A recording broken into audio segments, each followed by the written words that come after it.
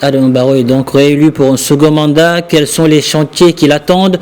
Nous en parlons aujourd'hui avec notre invitée, Fatou Diagne Senghor, directrice de l'article 19 Afrique de l'Ouest. Elle est en direct de Banjul. Bonjour Fatou Diagne Senghor et merci encore d'être avec nous sur Média TV Afrique. Merci.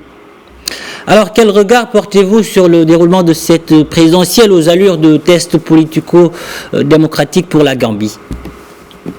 Quand même comme nous l'avons constaté, c'est une élection historique, une élection très ouverte avec 6 candidats, mais aussi une élection marquée par la participation importante des médias, que ce soit des médias locaux comme internationaux.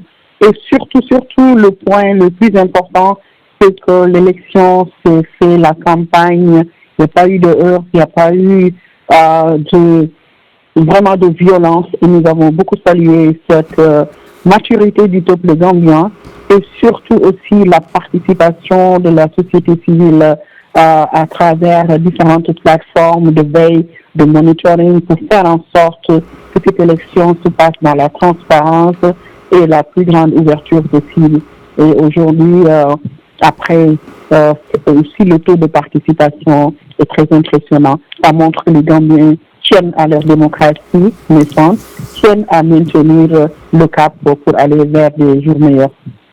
Une élection qui s'est déroulée dans la transparence. Alors, avant de parler du bilan du premier mandat d'Adama Barrow et des chantiers auxquels il doit s'attaquer, revenons un peu sur le système de vote.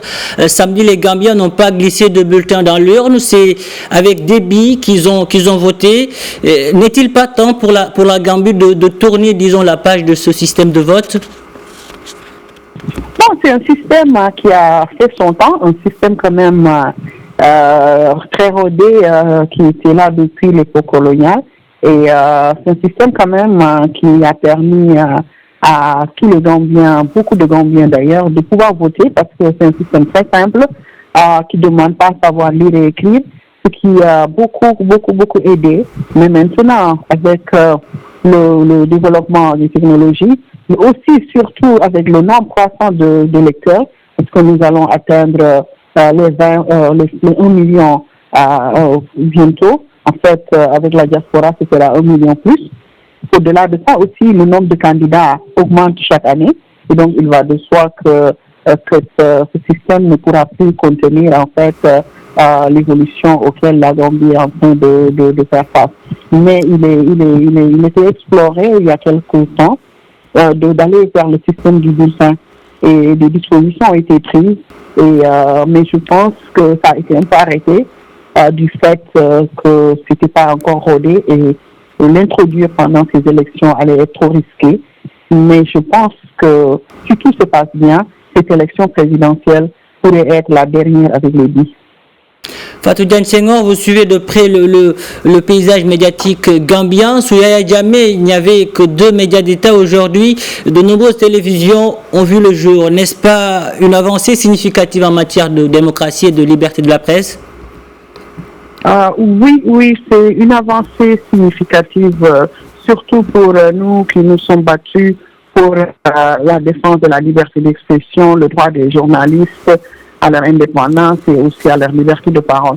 Aujourd'hui, nous avons à peu près 6 chaînes de télévision, dont la télévision publique, qui est quand même une évolution importante des médias privés, que ce soit des journaux qui ont augmenté, et aussi des radios. Plusieurs radios aussi ont vu le jour après la fin du régime de Jammeh, avec une certaine liberté de ton qui n'existait pas dans le pays. Avant, comme vous le savez, il y avait beaucoup de radios, mais elles n'étaient obligées qu'à faire de la musique ou à reprendre les informations que donnaient les médias d'État. Aujourd'hui, la liberté de ton est là. Les médias privés sur les radios conduisent des débats, invitent les citoyens à donner leur point de vue.